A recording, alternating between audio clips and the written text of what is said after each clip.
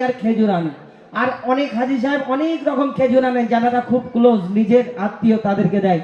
ওই গোল খেজুর, লম্বা খেজুর, কালো খেজুর, কাঁচা খেজুর, পাকা খেজুর, কত রকম খেজুর, বেঁকা খেজুর, শুকনো খেজুর।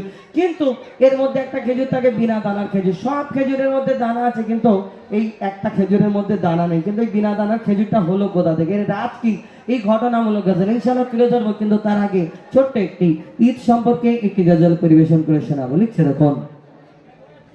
নীল আকাশে ভেসে আসে, নীল আকাশে ওই ভেসে উঠলো ঈদের চাঁদ। নীল আকাশে ওই ভেসে উঠলো ঈদের চাঁদ। ধনী গরিব সবার মন আনন্দে উন্মাদ, ধনী গরিব সবার মন আনন্দে উন্মাদ। নীল আকাশে ওই ভেসে উঠলো ঈদের চাঁদ, নীল আকাশে ওই ভেসে উঠলো ঈদের চাঁদ। ধনী গরিব সবার মন